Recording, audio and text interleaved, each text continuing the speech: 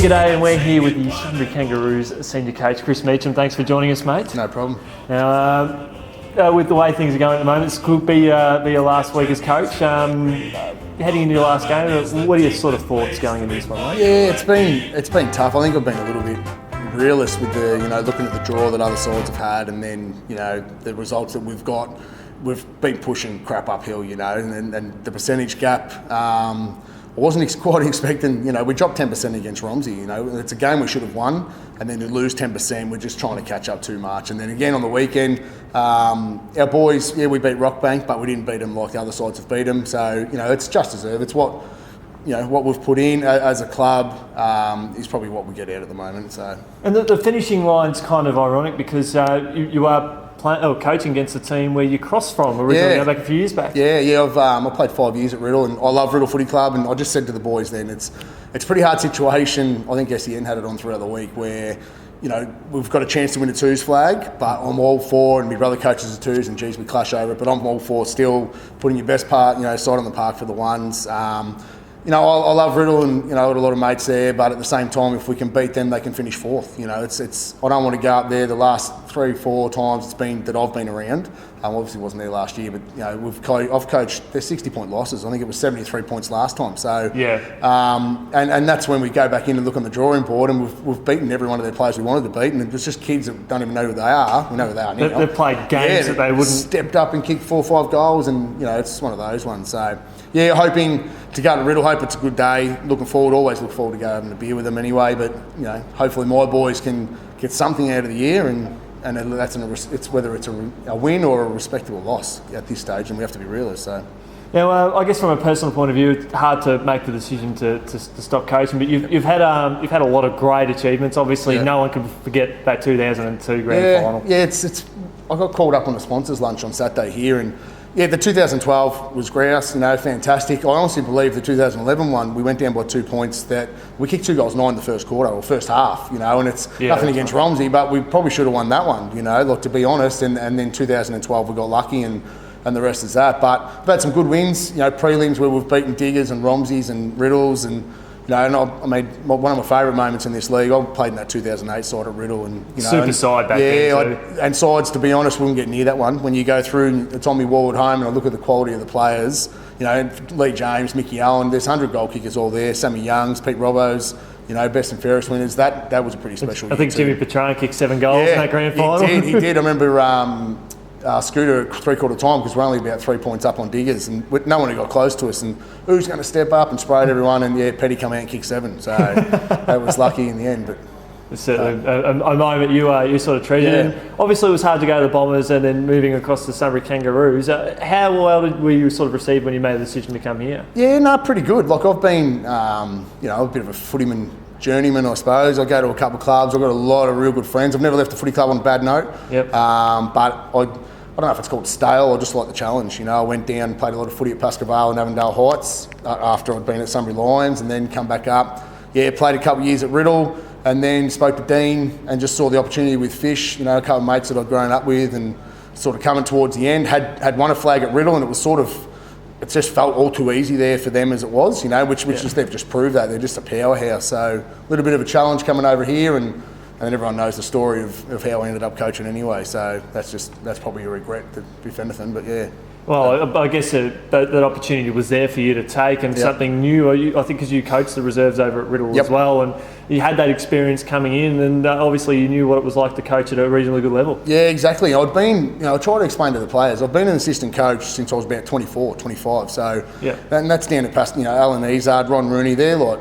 team of the century for Oak Park, and 2-time premiership player Izard, and I'd always done it, and I'd always had to be there pre-season, which is not a bad thing, but I haven't had a break. So the seasons now as a senior coach, as anyone will know, finishes mid-September, towards the end of September, maybe a couple of weeks off, grand final weekend, AFL, and then it's back to recruiting, and you hear Monday, Wednesday, Friday having meetings with players, and it's just got out of control. So the point system, all that, the whichever way that'll go. It's just, I don't know, with everything else I've got going on with me surgeries and stuff like that, it was just time to let it go. Is it just become a little bit exhausting with all that you've got with your surgeries and Yeah, such? but I said to my brother on the weekend, I've always played and coached. And I know when Dean was coaching here, he had a comeback. He obviously hurt himself against that Diggers game, but I always had the release of playing and then coaching. And I think that's what was like, oh, how good's this? I really enjoy it. To not playing, to not being, and I'm only 36, so to still thinking that I could have helped or I could have been playing or I could have done something and not being able to do it, that's where, like, the enjoyment levels for me is just gone straight out the window. And you know, and it's hard playing in a flag with a lot of boys to then become their coach and be critical on them and why aren't you at training and why aren't you performing. That doesn't sit well with me, so it's just... It's not the sort of bloke that you are. Yeah, the pros just, you know, the cons just outweigh the pros big time, and it was time for a new voice here. Been here 6 years, you know, some of the players are getting older that'll probably move on as well. There's new young blokes.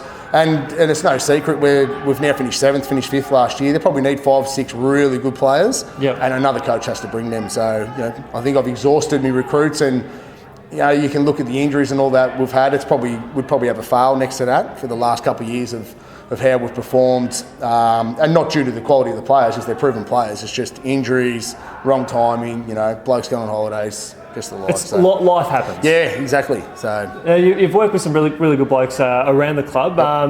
Jamie Cuff probably been one of the big standouts who took on over your role. He's been huge. Like I knew Jamie from when I obviously knew him from down Keilor and his Gisborne days and all that sort of stuff. And then coming here, he was a gun. You know, I mean, he got best on in the granny. I think every sort of trophy game we have, Jamie's got best on, and it's been unreal. So I've got him out of retirement a couple of times. Me and Jamie aren't really like best of mates off field or anything like that. We're good mates, but it's, you know, the footy side of it, I respect him immensely. He's the year that Dean stepped down, Jamie and myself took over, and then last year with my accident, he was just the first one I got my dad to ring just to, you know, I remember laying there after the first night just going, I need the footy club to be worried, you know, taken care of. So.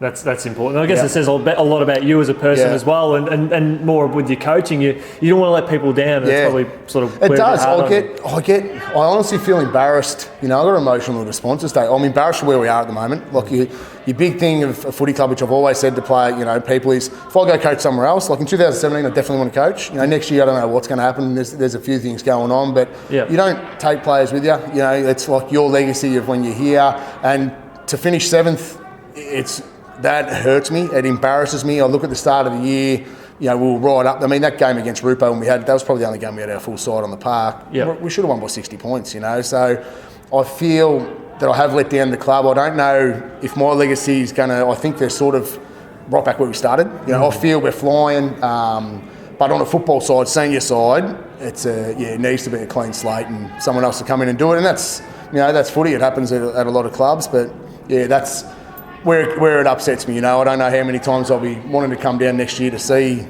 too many different things, but you know, I guess it's the club to sort of take on there. You'll finish up on Saturday. What's the first thing you reckon you'll miss about being at this club, or if not the competition? I miss things now. I honestly do. Like I look out there, the boys are training obviously behind the camera. We've got a lot of young kids, which is fantastic for the footy club. But I've always been big on selling the footy club as a social side. You know, huge, having a beer and all that. And unfortunately, as Lukey Walker walks in, that we haven't seen for a while, but they're the boys that I played in the flag with, Fish, Hattie, all those sort of guys, and they're not around the footy club anymore. So it's a new breed coming through, which that's life, you know. The footy club will be here another 100 years. So I miss that already. I miss sitting here till 9:30, you know, getting in trouble when I go home because I've had 3 or 4 cans. And, you know, Bully, who was in the accident with me, he's another one. We were always here. So I miss, because that's why I was involved in footy clubs, you know, to sit around, have a beer, talk some crap, and then if you win, you win. You know, now it seems to be too much of a business, you know, and it doesn't sit well with me. So especially when you've gone through so much. I know another highlight of yours would be seeing Rourke get drafted last year. Yeah,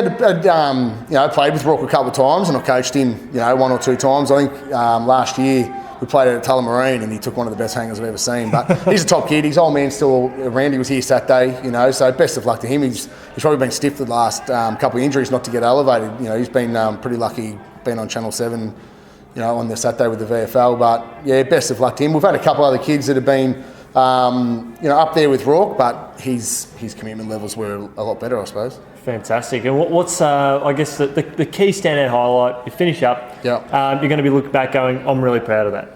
Yeah, I'm proud of where the footy club's at. Yeah. I'm proud of this, and being a Riddle.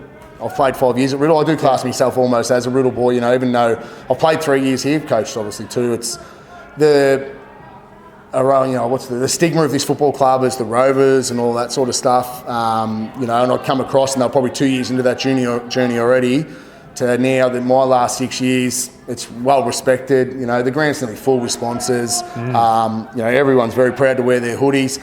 Disappointing where we finished, but I've been involved here, prelim, granny prelim, last year obviously, and then missed the finals now. So, but to walk down to the new lights, the new, the scoreboards, they've got big plans to extend this. Thursday night with the sponsors and supporters.